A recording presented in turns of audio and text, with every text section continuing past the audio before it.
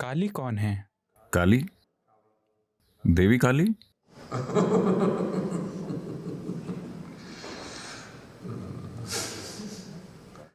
काली मुसीबत है। वो महिला, वो बहुत भयंकर महिला है। वैसी महिला को संभालने के लिए आपको एक अलग तरह का हुनर चाहिए,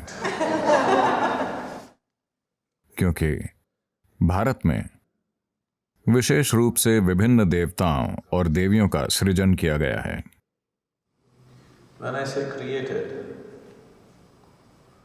वैसे तो ये असीमित ऊर्जा है, पर कुछ ऐसे प्राणी जो बखान करने के बजाय कुछ उद्देश्यों के लिए इसका उपयोग करना चाहते थे, और जब उनमें चेतना की एक खास स्थिति थी, तब उन्होंने कुछ रूपों का सृजन किया, कुछ सुखद, कुछ प्रचंड, कुछ दूसरी तरह के, ताकि उनका उपयोग आपके जीवन के अलग अलग आयामों के लिए किया जा सके। ये ऐसे हैं, शिक्षा ही है, लेकिन अब शिक्षा की कई सारी शाखाएं हैं, है ना, जो अच्छे से स्थापित हैं। वरना एक समय था जब शिक्षा का मतलब था कि सभी हर चीज सीखते थे। अब हर चीज के विशेषज्ञ होते हैं, है ना।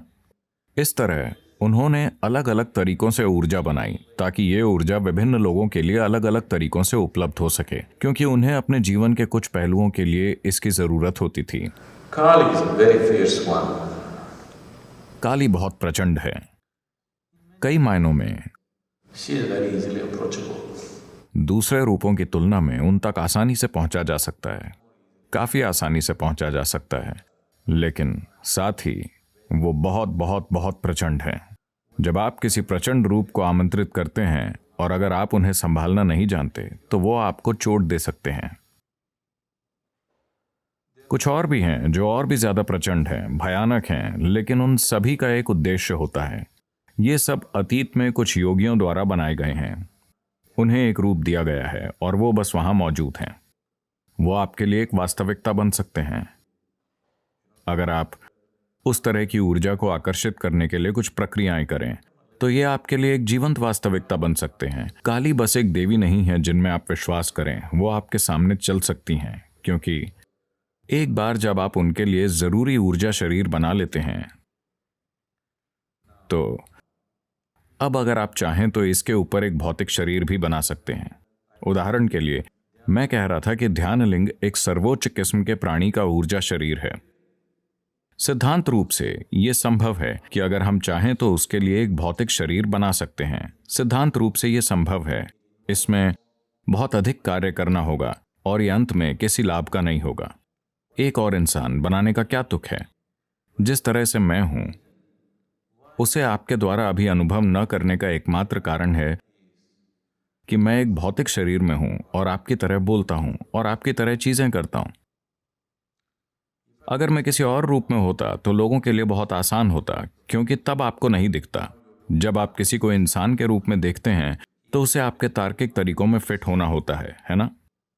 अगर वो आपके तर्क में फिट नहीं होता तो आप उसे आत्मज्ञानी के रूप में नहीं देखेंगे, आप उसे पागल मानेंगे। तो भौतिक शरीर बनाने का कोई फायदा नहीं है। पर काली उस ऊर्जा का एक आयाम है। ध्यानलिंग में सभी आयाम शामिल हैं, तो ये एक अलग चीज है, पर काली एक खास आयाम है। उन्होंने काली को बनाकर खुला छोड़ दिया, तो उन्हें कुछ स्थानों पर कुछ खास तरीकों से प्रतिष्ठित किया गया है। कोई भी उन तक पहुंच सकता है। वो अस्तित्व में वाकई शक्तिशाली ताकत हैं। और सिर्फ काली ही नहीं, दूसरी भी हैं, डाकिनी, राकिनी, लंकिनी, बहुत सी हैं, जो सभी यौगिक परंपरा का हिस्सा थीं। लेकिन आमतौर पर हम उन जगहों में लोगों के साथ नहीं जाते, क्योंकि ज्यादातर लोगों के लिए ऐसी चीजें जरूरी नहीं हैं। यह सिर्फ उनके लिए है जो दुनिया के साथ कुछ चीजें करना चाहते हैं।